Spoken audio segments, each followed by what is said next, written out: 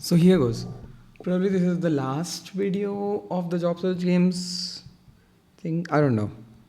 I'm happy to take more questions and put in a few more videos, but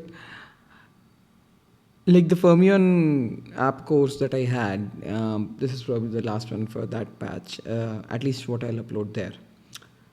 Maybe I'll take a few more questions and upload videos. But here we are. How to talk in interviews.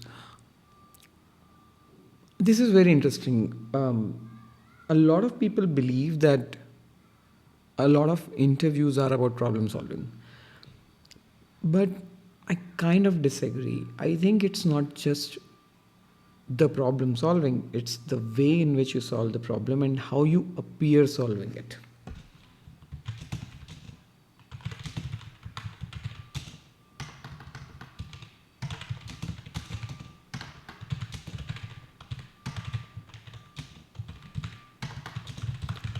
How you are perceived by the interviewer while solving problems determines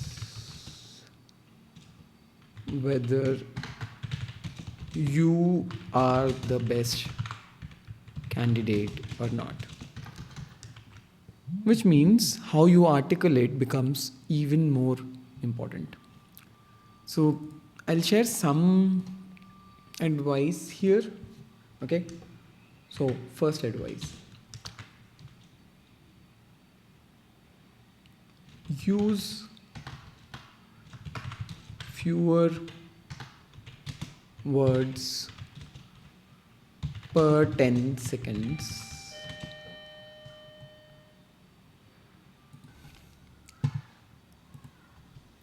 Use fewer words per 10 seconds. Sound mature, thoughtful, and composed. I'll give you an example. You have two people who solve same problem in same amount of time. One of them speaks very fast, like, hey, we should do this, oh, we should do this, oh, it is like this, okay. And the other one elongates the words, pauses appropriately, and speaks fewer words per unit time. The second person will likely be perceived as someone more mature and articulate. We have this bias.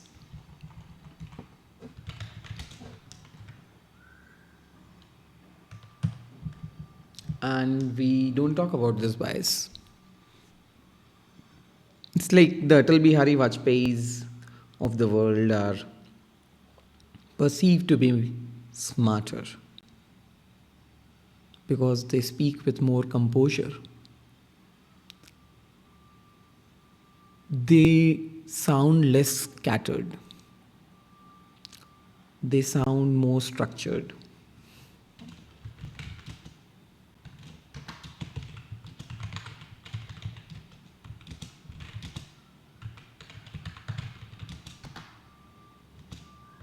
Less cluttered, if that is the right word. You see the point? And not everybody can do this, but you can practice speaking fewer words per 10 seconds. And the way to do that is do not elongate the pauses. Instead, elongate the words, which will likely give you time to think about the rest of the sentence while you speak those words. I hope this helps. It has helped me a lot of times. I am ADHD, and that makes me a little more anxious than most folks, I would guess. Yet, when I speak in interviews or in places where I think this kind of an impression is important, or merely when I'm more mindful, just using this technique has earned me praise, compliments, and some kind of, the word would be reliability or reputation. You see, it really does not matter whether you are solving that problem at a higher speed. That is often not as important. What people are looking for is somebody they can work with. And articulation is a key trait. You are not being evaluated for your speed as much as you are being evaluated to be a partner in the problem solving process. And thus, articulation matters a lot. So that's the first one. Second is fairly simple. Whenever you are asked a question, imagine what a calm and composed person would do.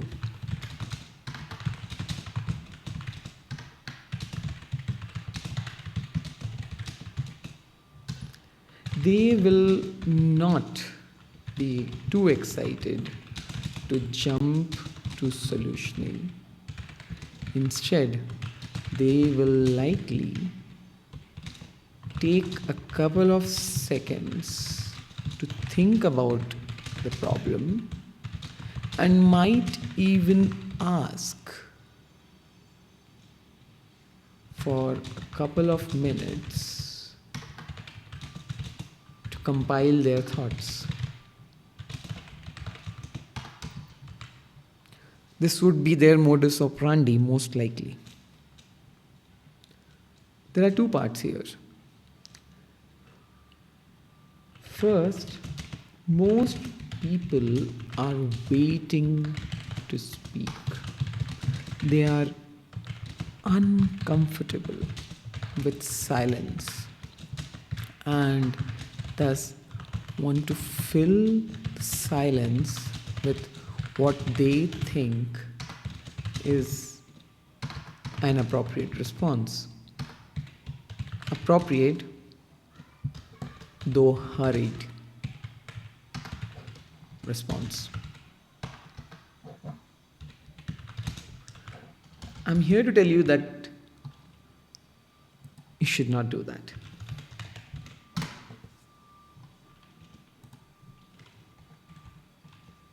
You should avoid this immediate response / reaction habit. This will set you apart, because this also means you are less likely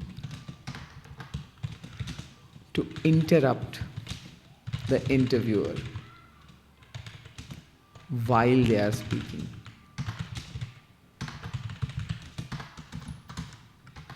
I repeat this.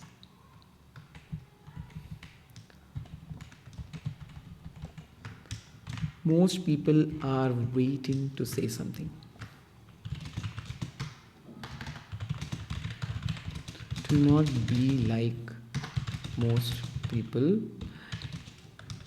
You may not be a good listener, but at least you can pretend to be one.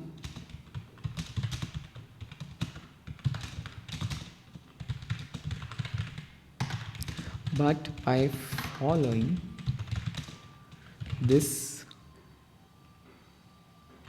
standard operating procedure, you can at least for the period of the interview try to be a good listener.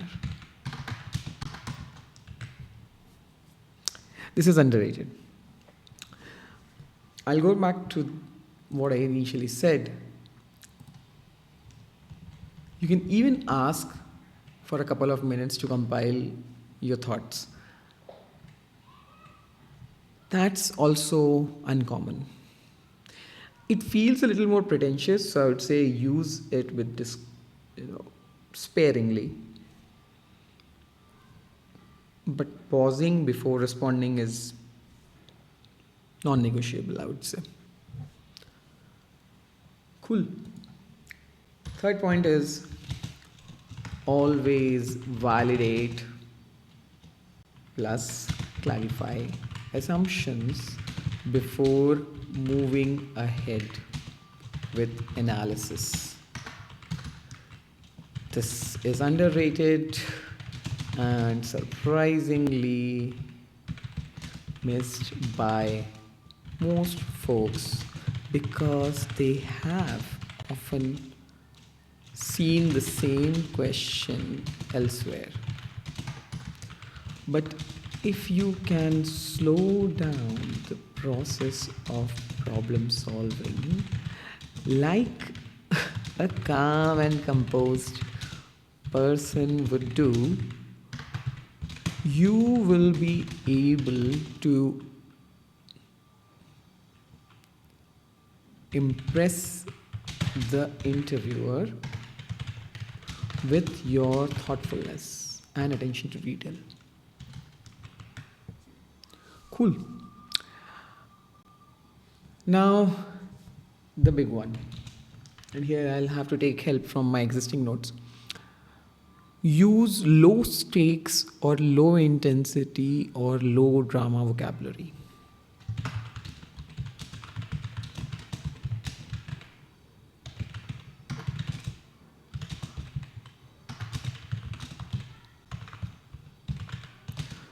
To invite better problem solving conversation with the interviewer. Why do I say low intensity or low drama or low stakes? Often problem solving can feel like a deterministic journey where one is right. There is only one way of doing things. But this is a conversation which is, by the way, supposed to simulate a relationship between two colleagues. Even if the interviewer is judging you, you are also judging the interviewer. That is a separate thing, but you both are supposed to behave like colleagues.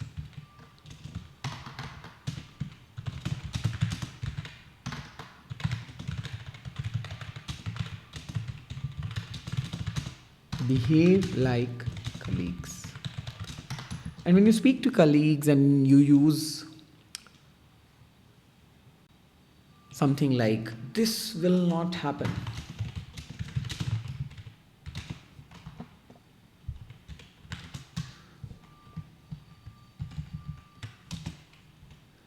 means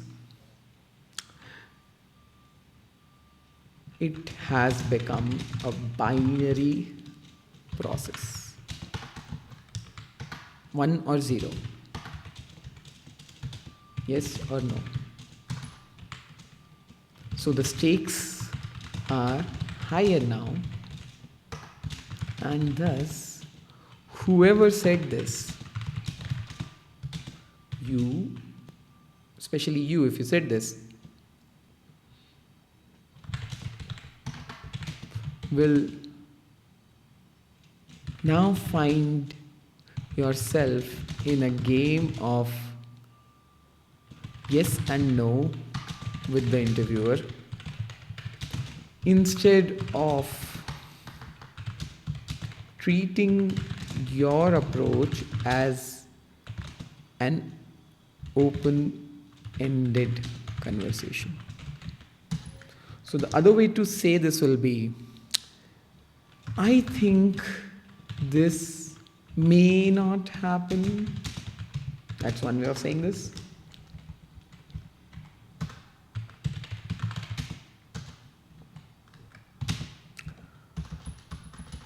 Another way to think of it is,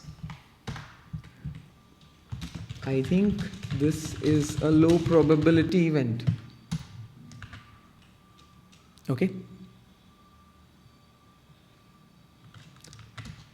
Now try to see this. The above two low drama, low stakes options, vocab, invite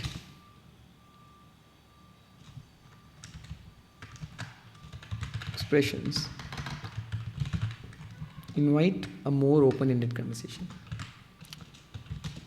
Nobody will find it difficult to backtrack from their stance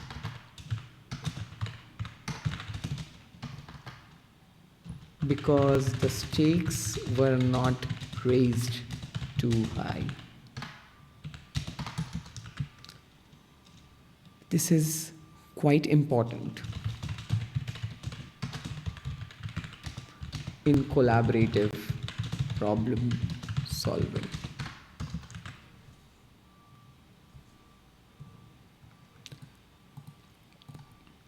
So these are like simple things you could do. Every time you are about to say something in a very definite, high stakes manner, you could convert it into a low drama vocabulary. Some examples here. First one, this won't happen. I think that's a low probability event.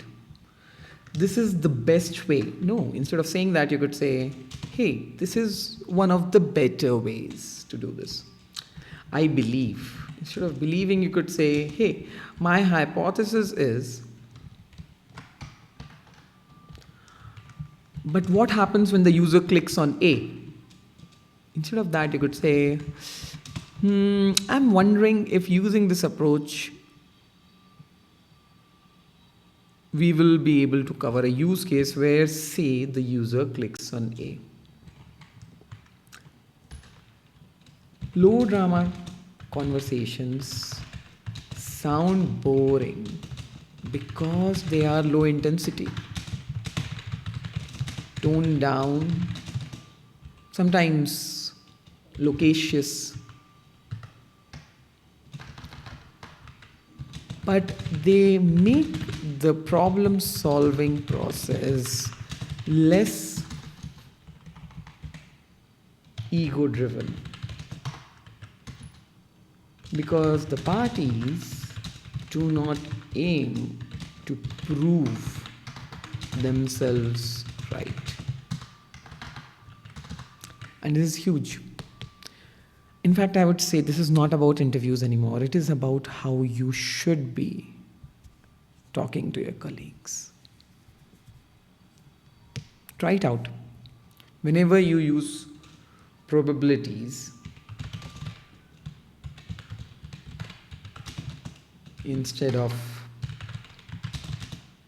absolutes, and absolutes are like extreme words, right?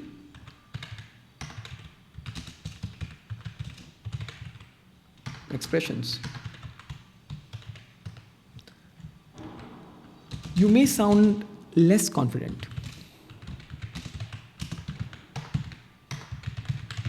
but you will be perceived as someone who is more open to feedback, and more easy to work with.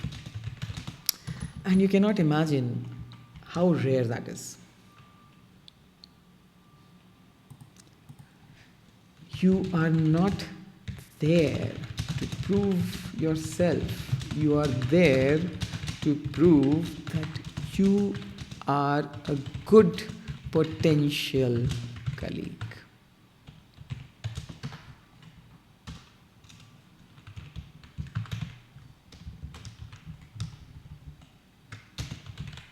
You see the point? Cool, that's a lot of ideas here. Pause on this. Intensity often draws extreme reactions from people around you. And using low drama communication, you can avoid that, especially in an interview game where your job is at stake. Play gracefully and be a likable person.